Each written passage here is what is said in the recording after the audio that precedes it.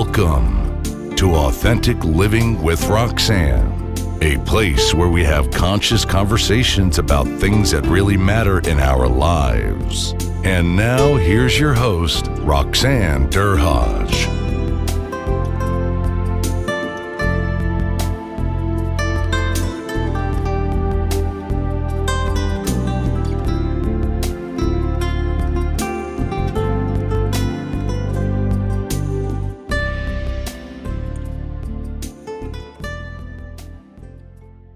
Hi, everyone. It's Roxanne Derhaj. Thanks for tuning in again this week with Authentic Living with Roxanne. Today, I'm privileged to have a colleague that has so many similarities in the field of mental health coming on today.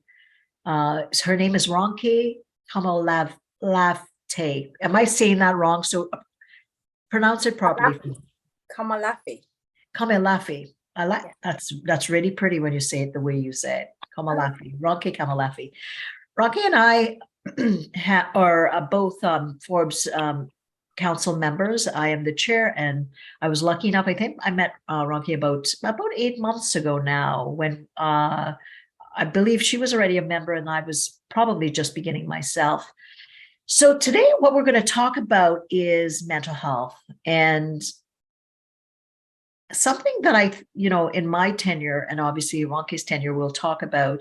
Ronke, I started out really young. And for the podcast listeners, they know that I learned quite young that voice was important to me. I grew up, in Trinidad and Tobago in a little, village called Diamond Village.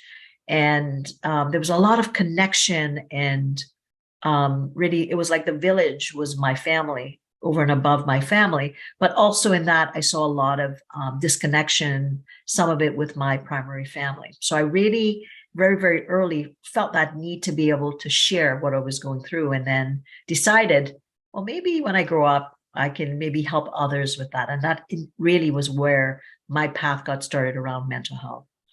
Tell me about you. So a bit about your background.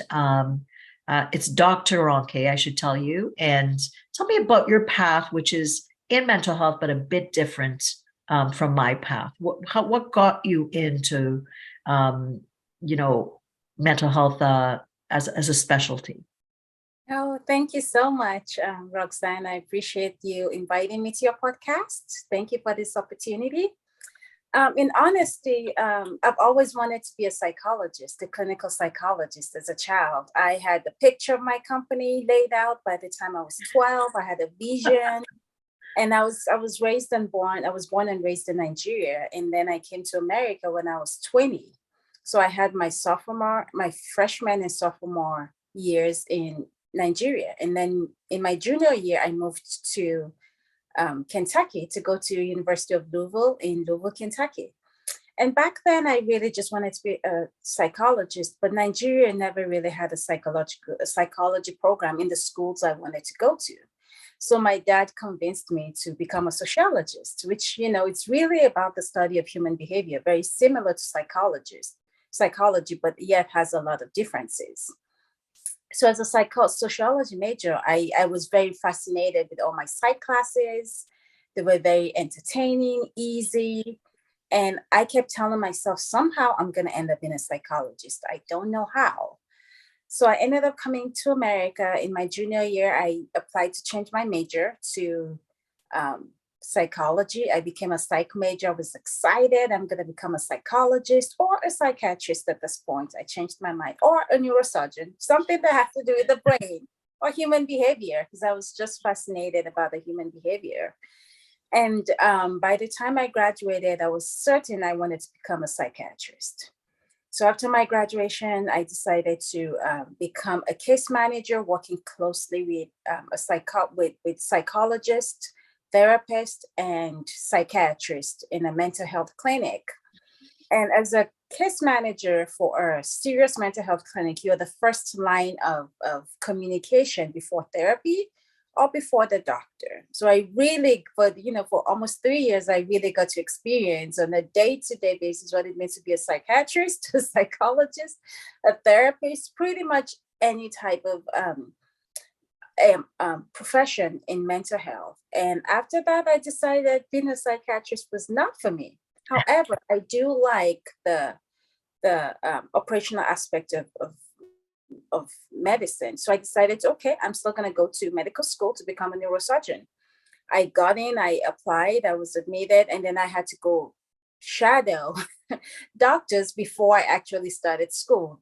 And this time around, it was different from a community health center. It was private settings, it was surgical centers, and I had to talk to students, go to classes. For almost 2 weeks, I was embedded in this process, and it was the most boring thing I have ever experienced. Different from psychology or psychiatrist, where you're continuously talking to people about what they're going through. This was very cut and dry. What do you need? What do you want? Let's get it done. And after that, I decided the most fascinating thing from my experience, both shadowing and working in a clinic, was really the operational side of healthcare. So I decided to finish my MBA, which I was doing my MBA then, and go get my PhD in behavioral health. So as a behavioral health expert, my focus is on integrating mental and physical health, because one of the things I saw was, for a chronic physical health condition, there's always typically an underlying social determinants of health issue or a mental health issue. And for a chronic mental health issue, there's typically an associated long-term physical health condition. So if you bring a schizophrenic, for example, if you're seeing them, they've been on the same medication for 10 to 20 years, the chances of them developing high blood pressure or diabetes as a result of their medication and their condition is very high and very likely. Same thing for somebody who has diabetes. If they don't know how to manage it properly and understand the symptoms, they can easily become depressed when they have low blood sugar, high blood sugar. Just depends on their levels. So I really saw the intricacies and the interconnection between mental and physical health, and nobody was talking about it back then. Nobody was associating that somebody who has financial problems, is homeless, and who has these conditions, it's not going to follow through. These were the experiences I had working in the clinic. So I decided, getting my PhD was in behavioral health with a focus on integrated health was the right way to go. And here I am today. Well, it's interesting, right? So I started frontline with the Metro Toronto Police. And I thought I was here, I'm 21 years old. And I'm thinking, wow, this is real, right? And then realizing that it was the human condition and really understanding now in retrospect, 30 years later, recognizing that every interaction that I had with people would help me look at them holistically. And then not long into my corporate career, I was looking at health and wellness strategy about what would it take to keep people healthy and at work, healthy and potentially happy, so that we would intervene relatively quickly. And, quite soon, what was really, really apparent to me, Ronke, is that integrating or understanding the needs of the well employee that may step into starting to be unwell is a lot cheaper than when you catch them late stage into short term, when they're about to kind of do that cyclical door of the short term disability claim, where it becomes quite vicious. And then what is the right intervention to get them back on the path? So it's interesting how when I look at you, me starting at definitely frontline, and you wanting to go frontline and going, more of an integrated approach, I ended up at that end as well, because ultimately it's what is in people's best interest to be able to offer the ultimate solution would help them, get the best kind of support that they need to be healthy psychologically, emotionally, and biologically. Yeah, I love the way you said it, because when it comes to well-being, a lot of people think eating healthy and being happy is the solution to well-being. But in reality, well-being really is a lifestyle, right? So telling people to exercise and eat healthy and sleep, those are great self-care tips. But people have to do it continuously, right? It's a lifestyle. And a lot of times, most of what we experience in terms of people having challenges at work or people having healthcare challenges comes from chronic conditions or trauma. It comes from a lot. When you do a detailed comprehensive assessments to look at their physical and integrated health, you see an interconnection on why some of these things happened, right? Somebody with a chronic back pain due to an accident they had 20 years ago is physically having chronic condition and pain, right? But in reality, they're traumatized by that accident 20 years ago, which to them, they never needed therapy for. So that trauma continuously shows up as back pain and in other areas of their lives, not in all cases, but in some cases. And in some cases, it then spills into their work life and in their personal relationships, right? So a lot of times our mental health is a history of what we've gone through, either positive or negative, and the long and short-term effect that it's having on us. So I love that you touched on it when it comes to work. It's one thing to tell employees be resilient, go exercise. We're giving you an exercise benefit. We're giving you a therapy benefit. But I think in reality, it's asking the employees what they need to be okay. Right. And, when we looked at the trending analysis, we looked at, I worked in every size and sector of company, multinationals from, 500 lives all the way up to, I think one of my biggest contracts was over 750 employees across North America. And ultimately what it was to understand what were the pressures, of that individual.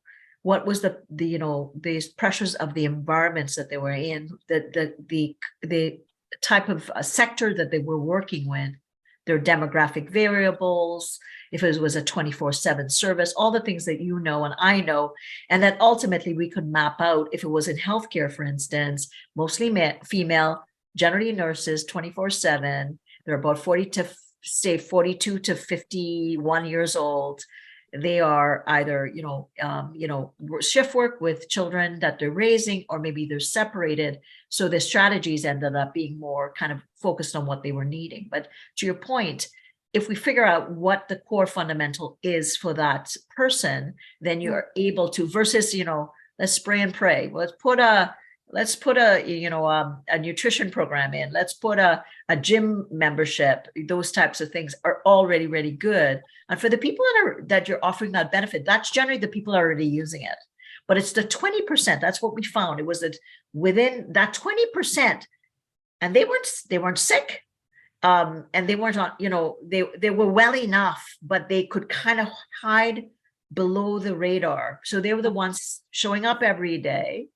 They maybe giving you 65% of productivity, or presenteeism, like the term is. I'm going to show up, I'm going to give you my face time, but I'm not going to get the productivity. But those were the individuals that were generally using every benefit, and they were costing organizations the most. But you couldn't engage them based on those kind of, what I'm going to say, blanket benefits. It was always, how do we reach them? So I just want your perspective from integrated health. Does that make sense? What you see, it's reaching that band, and the 20% may be an erroneous number for this time in the marketplace. But what is it that you see with that subset, or what are you seeing now with reaching? I call them the unknowingly unwell. I think that's a good way to put it, because first of all, when it comes to recognizing this, a lot of people don't easily recognize they're stressed out, right? They can physically feel it for 5 minutes, 10 minutes, or a whole day. And then 2 weeks later, they notice they have insomnia. They go to their doctor's office, they get medication for insomnia, boom, they stop waking up at 2 or 3 o'clock in the morning. And you and I know the pattern of waking up 2 or 3 o'clock in the morning continuously for at least 2 weeks. That signifies a level of stress, and in some cases, depression. Right? Mm-hmm. Without doing an assessment, we really can't say that. But we do know that's a pattern. That's part of the questions that we tend to ask if you're trying to screen. But if somebody has those symptoms and they go to the doctor and just say, I'm having insomnia, I'm stressed at work, the doctor asks them the basic, PHQ-9, everything seems okay based on how they answer it. They're getting a medication to sleep well. They think they're okay, right? But the progression continues. Mm-hmm. So in terms of how do we capture these individuals, my recommendation is we all need to own and be responsible for our well-being, right? I always tell people, do an integrated health assessment. How is your finances stressing you out? Because if your finances are stressing you out, it could cause more stress in your workplace where you become resentful that you're not making enough. Or maybe you're just spending more than you make. It's not really your employer. And that's when you really need to do a true assessment. Why are you upset at your employer? When you're making enough, you're just overspending. It could be a spiritual assessment, right? You may be living a higher power, but you're not replenishing and growing in a higher spiritual way. It could be social. Do you have enough friends? Do you have enough support friends? I have friends who tell me, they're lonely, not because they don't have friends, but they don't have friends with friends who have kids within their age range, or they don't have friends who have the same occupational status and professional status with them, so they can't really have certain conversations with them. Or every time they're available to spend time with their friends have other engagements. So it could be a social issue. It could be a professional issue. How fulfilled and satisfied are you with your job? And it could be a mental health issue. It could be a previous trauma. It could be a current stress. We all know prolonged stress can lead to mental health conditions.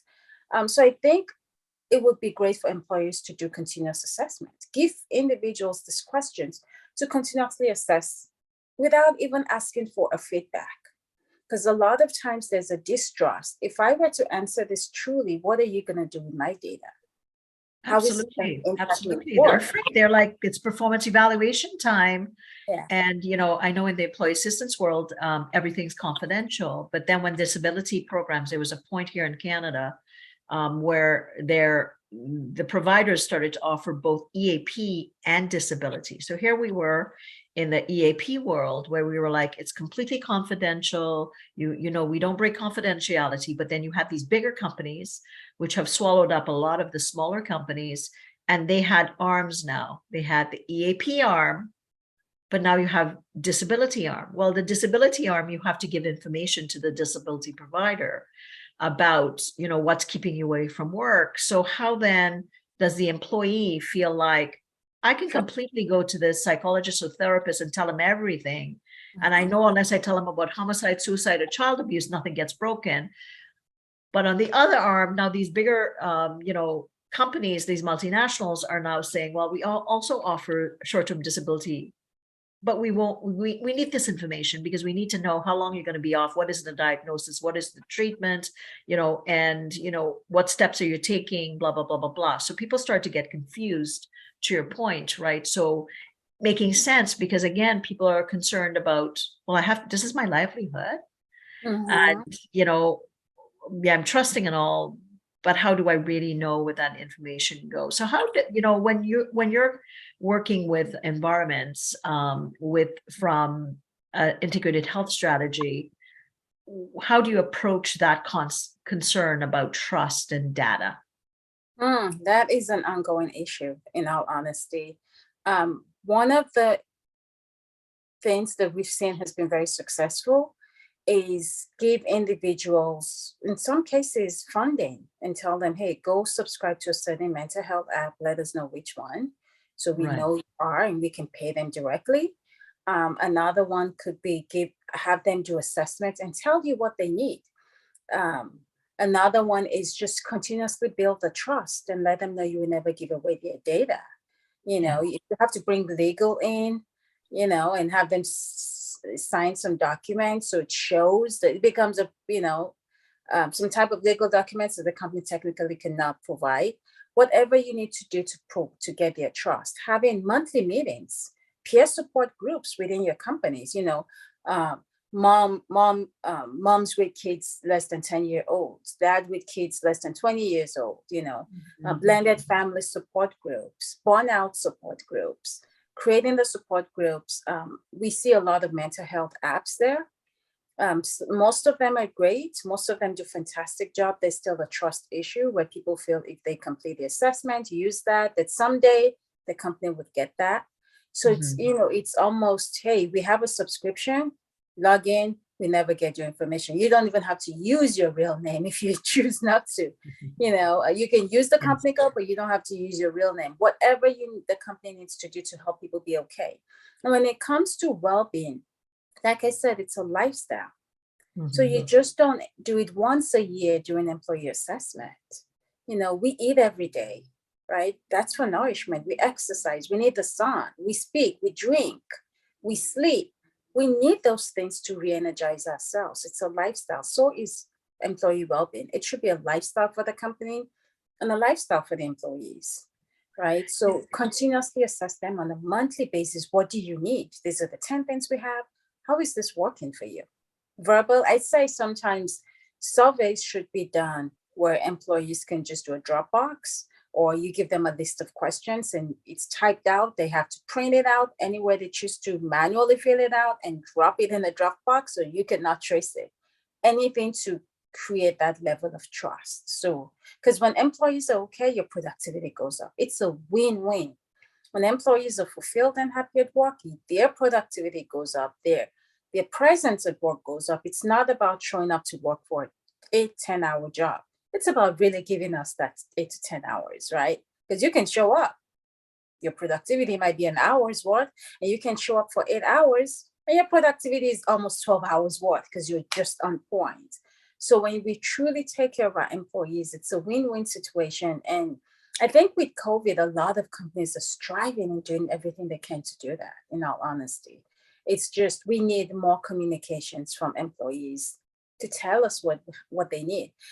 Before I started my own company, I remember going to my boss back in 2019, and I told him, I'm going to be burnt out. It's coming. I can feel it. I can see it. I don't like who I'm becoming. I'm cranky all the time. And I do all my lifestyle management. I exercise every day, meditation, yoga, writing my journal. I was doing all of those things. So I wasn't physically tired or really mentally tired, but I was no longer fulfilled at my job. I had outgrown that environment. And I told him, he's like, what can I do to help? And, I came back and I told him, take away all these responsibilities that you've been adding on the last 2 years. These are not areas of my expertise. I'm doing them because you've asked me to, but now it's causing me to burn out. I need to go back to doing what you hired me to do, my area of fulfillment and expertise, what truly makes me happy. And his response is, I'm the CEO and I'm making an executive decision. Then no, you have to continue doing what you do. And I said, okay. 2 weeks later, I came back and said, I have a job offer. I'm leaving October 2019. Unfortunately, I couldn't leave because we got acquired and he chose not to disclose that. But rather to tell them I was coming on board and I was written into the contract. And unfortunately, I had to stay with the company for 12 months. But they did not get what they deserved from me. I did not give them the level of productivity I should have given them because I was honest.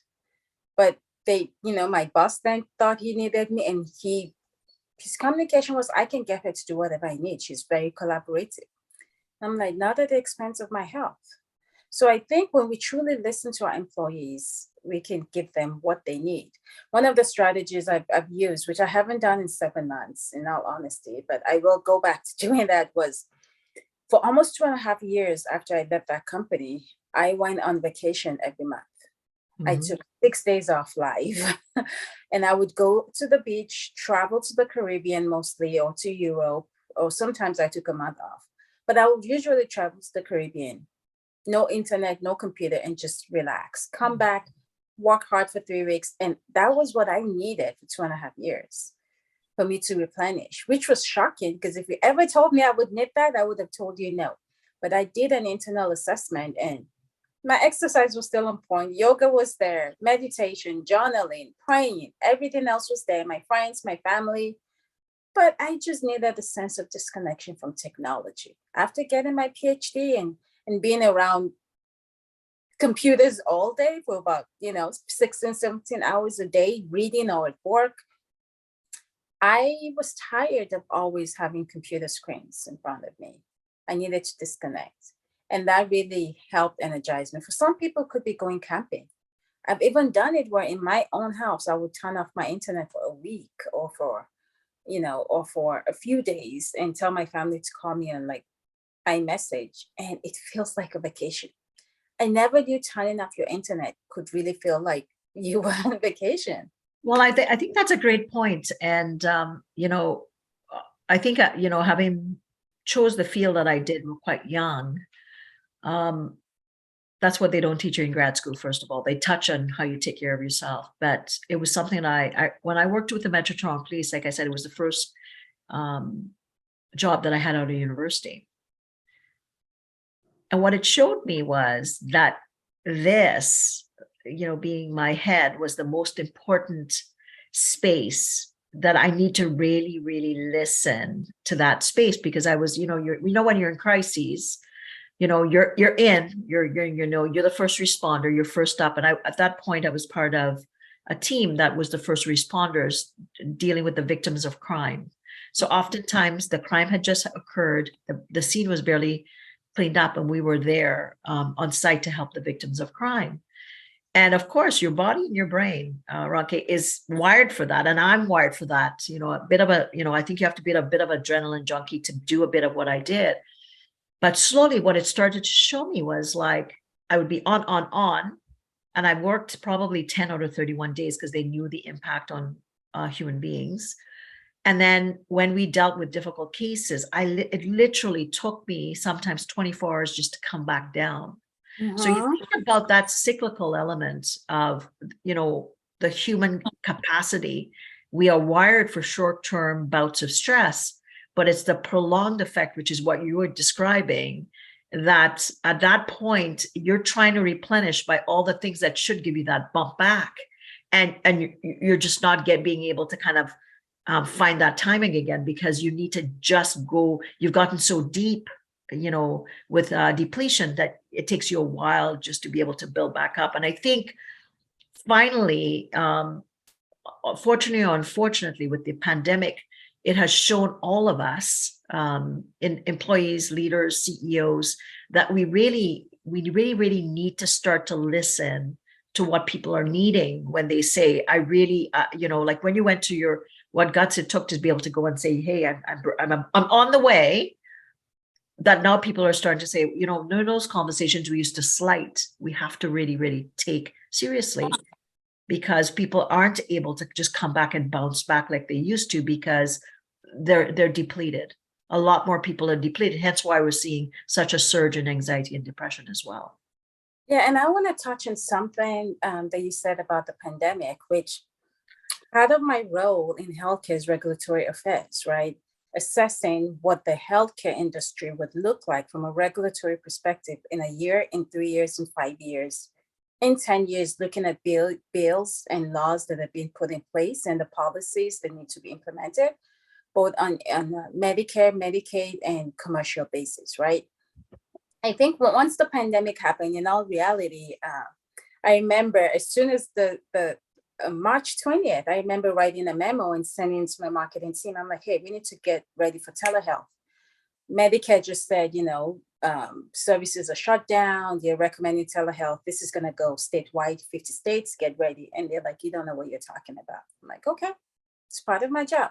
Another assessment I did, COVID is going to last until 2021. And they're like, what? I'm like, hey, from an economical perspective, we didn't just shut down the country.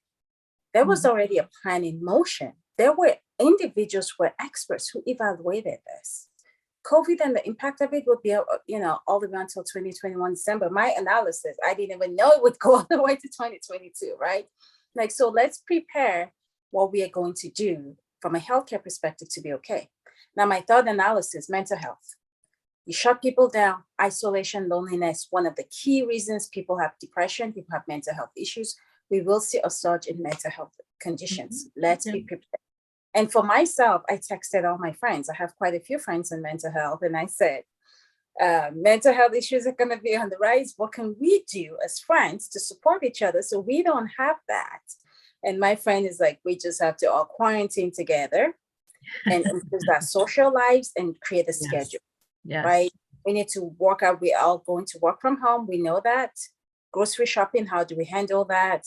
And we developed a social schedule that everybody aligned to. I think during the lockdown, that was the most social I saw, the most social interaction I had with my friends, right? We were all available and we were all safe, right? Nobody was interacting outside of the group, so we knew we were safe. Nobody was going to get us in contact with COVID. But we did the assessment quick to ensure there was no, my fourth assessment was PTSD. Mm-hmm. People who did all of this will not only have mental health issues, but will have PTSD.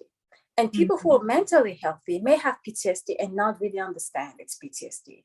Right. A lot of what I'm seeing right now in the workplace, and even with my colleagues and friends, is we call it the COVID PTSD. Mm-hmm. I get these calls every week. I would say at this point, maybe once or twice a month. It used to be every week, where I would have professionals, healthcare professionals, executives tell me, Ronke, I'm okay, but I'm not okay. I don't know what's going on. This was such a great interview that we decided to turn it into a 2-part series. Be sure to tune in next week for part 2, so you don't miss out on the amazing content. Thanks for tuning in to Authentic Living with Roxanne, creating the space for positive, healthy change. Roxanne is a keynote speaker, psychotherapist, and coach. To work with Roxanne, visit roxannederhaj.com/blueprint. We'll see you next time on Authentic Living with Roxanne.